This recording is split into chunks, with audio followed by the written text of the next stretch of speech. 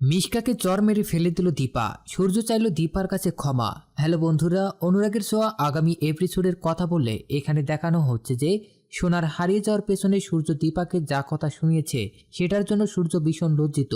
তাই সূর্য লজ্জায় অন্যদিকে মুখ ঘুরিয়ে দীপার কাছে ক্ষমা চায় আর বলে, কিছু মনে করবেন না, আসলে আমি একটা বাবা, আর তাই আমার মেয়ের জন্য চিন্তিত হয়ে পড়েছিলাম। অনেক কথাই বলে ফেলেছি, তার জন্য মাফ করবেন।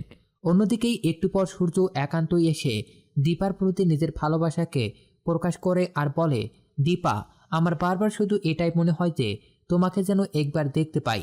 তখনই পেছন থেকে মিশকা এসে এসব কথাগুলো শুনতে পেলে বলে যে যে মহিলাটা তোর সঙ্গে এত বড় প্রতারণা করেছে তাকে এখনো তুই কি করে ভালোবাসতে পারিস। যেখানে মিশকার বারবার একঘেয়েমি কথা শুনে সূর্য বলে যে আমার লাইফে আমি কার প্রতি ফিলিংস রাখবো আর কার প্রতি ফিলিংস রাখবো না সেটা আমাকে তোর কাছ থেকে শিখতে হবে না। আর সূর্যের কাছে বকুনি খাওয়ার পর মিশকা একদম পাগল হয়ে যায়। তাই মিশকা রেগে রূপাকে ধরে নিয়ে গিয়ে জিজ্ঞেস করে যে বল, তোরা কিসের জন্য এখানে এসেছিস। তখনই দীপা ওখানে চলে আসে আর বলে যে আমি উত্তর দিচ্ছি।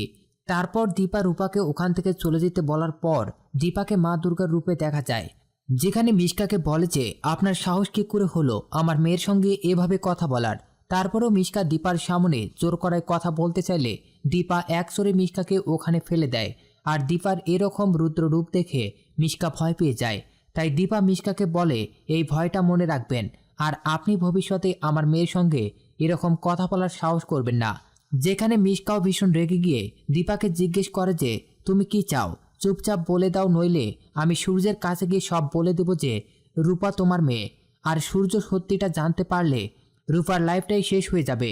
সূর্য রূপার লেখাপড়ার খরচ আর দেবে না। তখন দীপা মিশকাকে বলে যে আপনি যদি এটাই বলতে চান তাহলে চান ডাক্তারবাবুকে সব বলে দেন, তাহলে আমিও ডাক্তারবাবুকে বলে দেব যে রূপা ডাক্তারবাবুরই মেয়ে।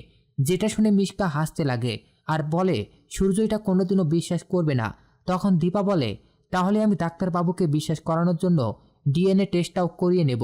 এটা শুনে মিশকার মুখ বন্ধ হয়ে গেলে দীপা বলে, কি হলো, আপনার হাসিটা যে উড়িয়ে গেল, কারণ আমি জানি যে এটা যদি করি তাহলে আপনার সংসারটা ধ্বংস হয়ে যাবে। সেনগুপ্ত বাড়ির বড় বড় অধিকারটাও আপনার হাত থেকে চলে যাবে। তো আমি এসব চাই না, কারণ আমি এসব করলে সেনগুপ্ত বাড়ির আরেক মেয়ে সোনার লাইফটাও ধ্বংস হয়ে যাবে। সোনা আমাকে মায়ের মতোই ভালোবাসে বলে এই জিনিসটা আমি কোনোদিনও করব না। তো আপনি আজকে রূপার সঙ্গে যেটা করেছেন সেটা যদি আবার দ্বিতীয়বার করেন তাহলে আমি এটা করতে বিরত থাকবো না। সাথে দীপা বলে, আপনি যে আমাকে মারার চেষ্টা করেছিলেন যেটা এখনো কেউ জানে না, কিন্তু আমার মেয়ের গায়ে একটা আঁচড় লাগলে আমি আপনার খেলা শেষ করে দেব।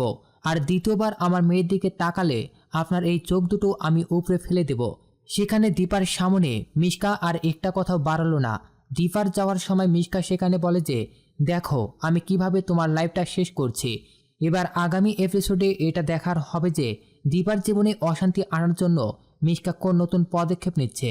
এই ভিডিওতে আপাতত এতটুকুই। প্রতিদিনের আপডেটের জন্য চ্যানেলটিকে সাবস্ক্রাইব করুন।